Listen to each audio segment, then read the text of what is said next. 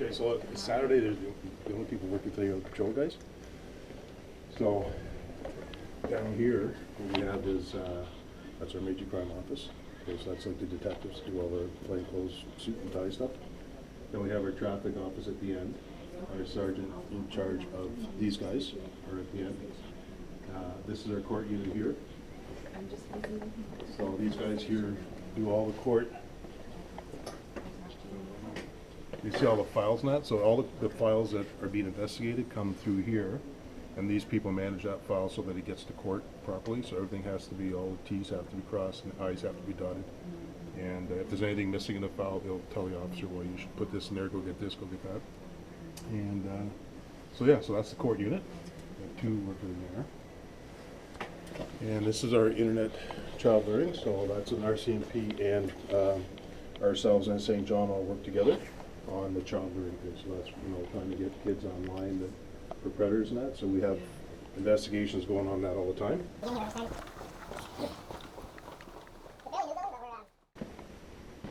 This is where all our executive office, all our chief, deputy chief, and two inspectors. That's where they live. That door's always unlocked, so we can come and see them anytime. If we need to have to sit down with them, whatever. They're really approachable and really good people. This is our janitor's office. It's our little kitchen here. This is where the guys come out and hang out on night shift and grab a meal or a bite or something. And there's a television there if they want to watch TV if it's not real busy. It doesn't have to go off, they're pretty busy. Are they? Yeah. Wherever you guys have something like with sports or girl guides or any of that kind of stuff, if you need a boardroom, we let this up to the public. Oh, okay. So there's a smart board. So you have pretty much everything you need for conference calls, everything you need as far as the boardroom is here, and it's available to the community as well. Okay. Yeah.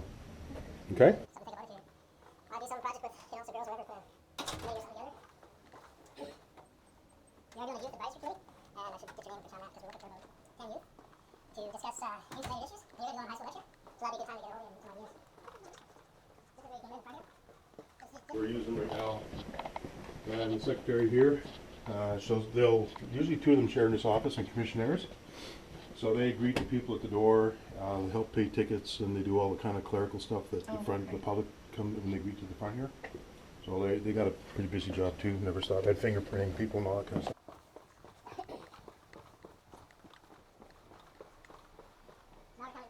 Officers all work. So each section here is broken up into a zone.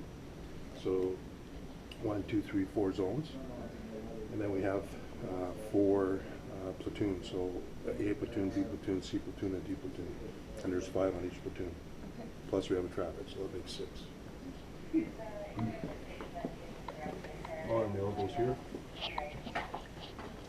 Here's all our tactical stuff. So if somebody, if a major call comes in, like a shooting or something where there's a gun involved, everybody has their own bag. That's mine on top. It's got a full ballistic vest with a ballistic helmet. Okay. And then we have our military rifles that we'll take off if we have to go. Because it's getting that kind of age now where, it's just not fun. But our gym. Hey. Hannah and the PTA. Hi. One of our traffic officers. Hey. So this is where they got weights, we got TV, we got stereo. Nice. So make sure guys get an hour and a half, 2 hour workout every day, pretty much. Sweet. Good job. All right. So, this is Johnny McEachern, one of our officers, patrol officers. Hi. Hannah and Nate, another patrol officer. Hi. Just doing a quick tour here.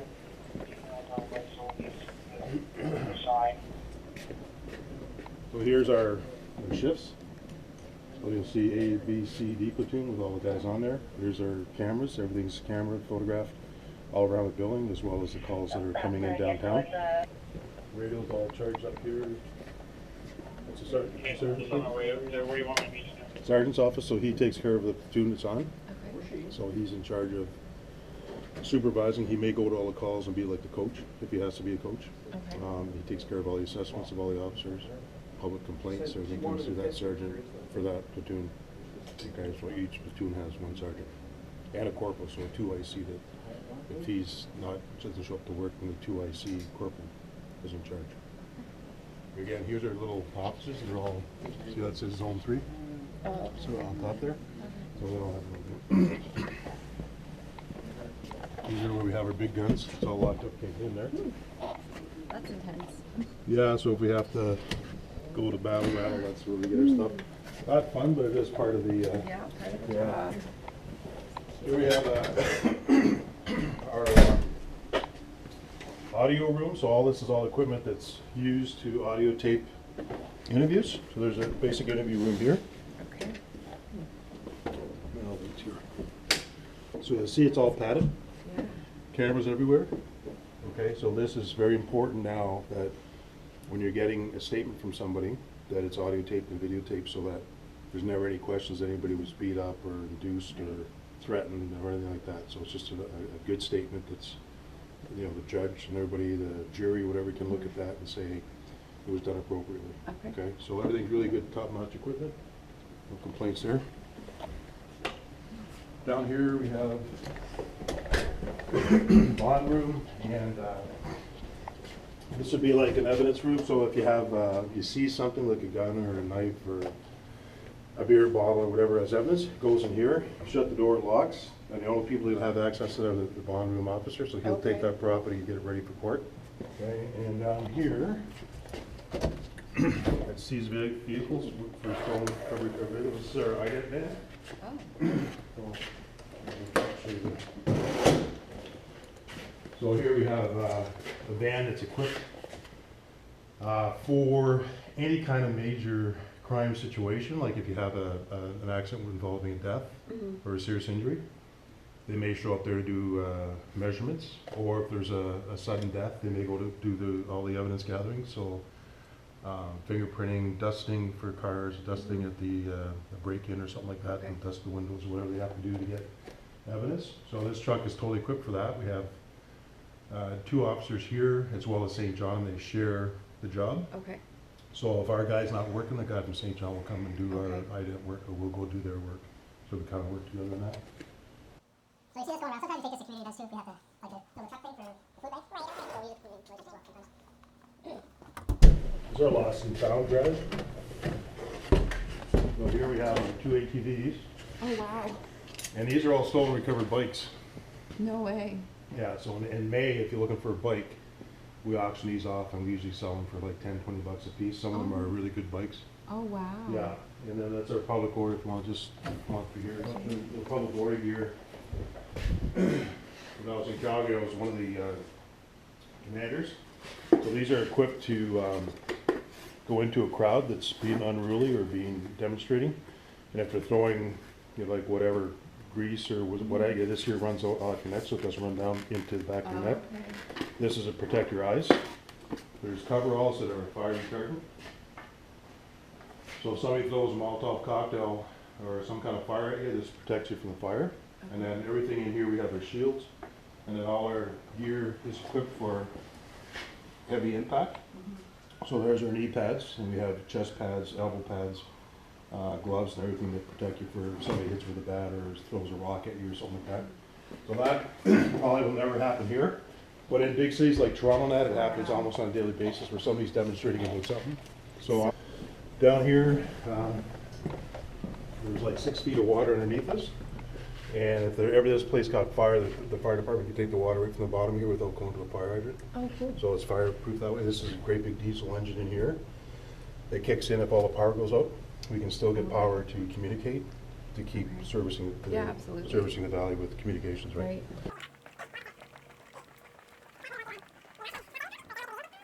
So this is what the cell looks like. We have 1, 2, 4 of these. They're all the same. Once, if I come here with my cell, let's start at the beginning. I'll show you over here. So if I'm working night shift or something, and I have to pick up somebody who may have committed a crime, and I may have somebody with me or not as a partner. If I don't, I just come through the garage here, shut the garage door. The guy I have in custody would usually be in handcuffs in the car. So I would make sure that's shut and then take him out by myself. In handcuffs, he's not a danger normally. Walk him through here. Again, these buttons are everywhere. If we have any problems, we just push them and we get all kinds of help coming. Cameras all over the place. That's for decontamination if somebody uses pepper spray. So that just puts water in your eyes to decontaminate. And you walk through here. So we'll take them out through here. And then once you get into here, the only way out is with a pass, police pass. And then if, say I want to use, that one's already locked. You gotta use a washroom. That's what the washroom looks like. Pretty fancy. Okay, so if I have to put them into a room, I'll put them here, and as soon as I shut this door, it locks. You can see how heavy that door is when it just, right? So if I have to have trouble with something, you just push them in there and shut the door, and it's gonna lock automatically. Okay. So they're all safe. Sometimes people are either on drugs or on alcohol, they're not behaving too well. Okay, so if they need to talk to a lawyer, this is the lawyer's room. We'll hook them up with a lawyer. We're not allowed to listen to the conversation, it's all private. And so we'll hook up on the other side, the lawyer will call there, then we'll patch the call over to here and hang up the phone. Okay. And then we'll come by, check in 5, 10 minutes, and look through the window. We go like this and say, yeah, they're done with your lawyer, and we go back in the cell. Okay. That's a private conversation.